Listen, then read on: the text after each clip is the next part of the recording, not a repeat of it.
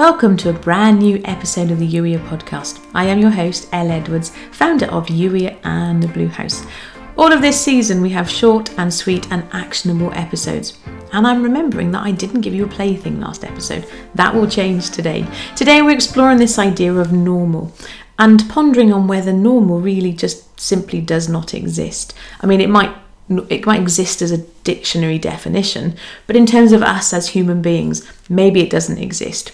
I used to say that normal was just a setting on the washing machine, and then a few weeks ago my washing machine went bang and started leaking water everywhere and we could not fix it, and so we had a new washing machine. This new washing machine does not have a normal setting. There's a setting that I use most often, but there's no normal setting. And so even a washing machine doesn't have a normal setting anymore. So what is normal? Why are we digging into this? Why is this so important? Because there are lots of us who walk around thinking that we like this. We talk about this label neurodiverse, or my favourite, neurosparkly, i.e. our minds don't work in the way that everybody else's does. And as a result, we're not quite normal. And actually, the more people I speak to, the more I'm wondering actually if there's really even any such thing as neurotypical at all. If you were to ponder on somebody who you think of as normal, maybe they appear like they've got their act together and they're doing life quite well, what you're really describing is the fact that they've learned how to play the game, and they quite possibly their mind will work in all manner of wonderful different ways too. And it's important that we recognise that normal is just a word and isn't something that needs to define us. Why? Because there is an awful lot of talk online at the moment. Lots of us are getting diagnosed as adults with ADHD, for example, recognising that some of the things that we tried to do and the systems that were in place, perhaps the way that the education system worked, for example, when we were little, didn't necessarily serve us. There are those of us who managed to play the education game really quite well and didn't fail in school and did it anyway, but at what cost? And so I'm seeing and hearing and having conversations with people whose mental health is not in a great place because for too long they've been trying to fit in and move in this way that actually is really counter to the way that their minds are wired. And so we'd fall into this trap of going, oh, well, maybe there's something wrong with me. I'm here today to remind you there is nothing wrong with you. We have explored this in previous episodes. We've also explored this in some of the little short videos that we do. You are beautifully and wonderfully and fearfully made. It's one of our references for today, in fact, from Psalm 139. And yes, we've read this before on the podcast. Psalm 139, this is verse 13 and 14. For you formed my inmost being. You knit me together in my mother's womb. I praise you, for I am fearfully and wonderfully made. As we said last episode, I think it was, you are not an accident. God did not make a mistake when he made you. He knew what he was doing. He was being intentional. And at the same time, the other Bible verse that came to mind when I was reflecting on this idea of normal is actually from right back at the beginning, Genesis chapter 1, this is verse 26 and 27. Then God said, let us make man in our image, after our likeness, to rule over the fish of the sea and the birds of the air, over the livestock and over all the earth itself, and every creature that crawls upon it. So God created man in his own image. In the image of God he created him, male and female he created them. So you are made in the image of God. And so the question I had in my notebook was, is God normal? Is God neurotypical? Or is it possible that God moves and operates in all kinds of weird and wonderful and unquantifiable ways? I would say to you, yes. Now really, the opposite, based on a dictionary definition, the opposite of normal is abnormal. This is the other reason why it's so important that we get rid of this idea of normal. Because abnormal sounds really not very kind at all. That's not a nice way to be thinking about yourself. And if we're saying that God is not normal, are we saying that he's abnormal? Absolutely not. I maintain to you again, or offer to you again, there's no such thing as normal as it comes to describing people or spiritual beings or life forces or whatever word you want to use to describe the one in whose image that we are made. Am I saying that God is just a life force? No, I'm not saying that either. But he's not human either, and so therefore that's why I was extending that definition. When you go through and actually look in the dictionary, at some of the definitions of what it means to be normal, you have definitions in there based on maths, based on chemistry, based on psychology, based on biology. It's this word that has very wide ranging meanings. It does not need to mean you. And I think it's time that we actually get rid of this idea that people need to fit into this box of what it means to be normal. What if we embrace the fact that all of us have minds that are incredibly made, fearfully and wonderfully made? Your mind is brilliant and it can do all manner of incredible, wonderful things. And some of those things we've been digging into in previous episodes. If we think about the way that you can turn your whole day around simply by what you focus on, for example, thanks to the reticular activating system at the back of your mind. Your mind is brilliant.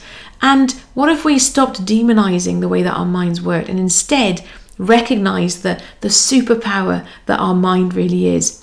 Whether your mind works the same way as somebody else's, because it won't.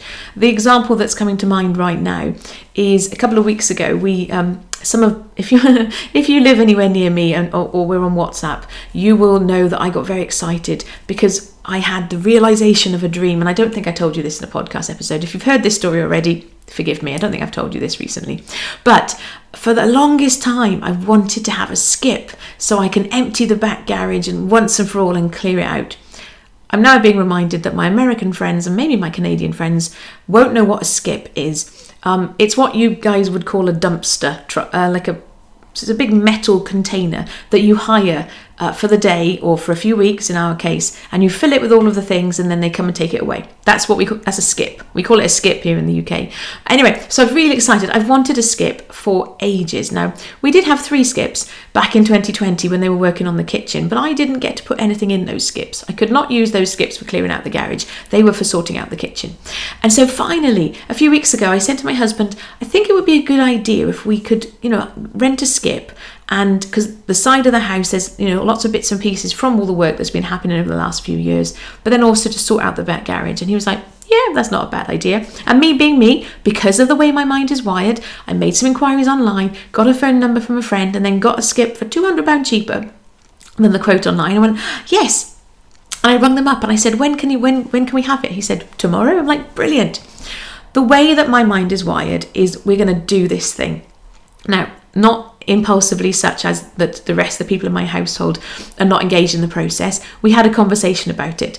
But once we'd had that conversation and agreed, yeah, this is a great idea, let's do this thing. That's simply the way my mind is wired. Some less forgiving types might call it impulsive. I call it having a conversation, making a decision, and then taking action. Because then, the following Saturday, we decided, right, let's start the garage. And we did it in the day. Now, there's still quite a lot of ivy to clean out. There's pieces to brush down. But in terms of sorting out all of the junk and getting rid of all the nonsense, it's done.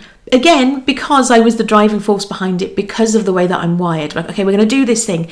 Let's get it done. And sometimes that means, I was going to say the word encouraging people along with you. We got to the end of the day and my husband said, I did not expect to do as much today as we did. Quite transparently, I did not expect to do quite as much as we did. We managed to get the whole thing done. I was delighted because he's wired differently to me.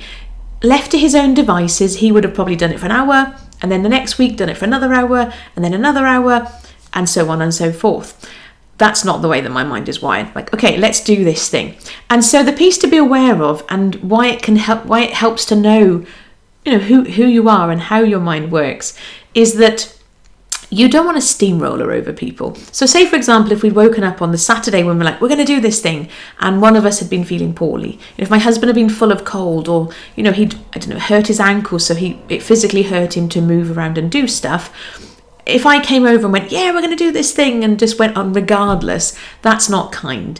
And so this is why it helps to know who you are, know who the people you do life with.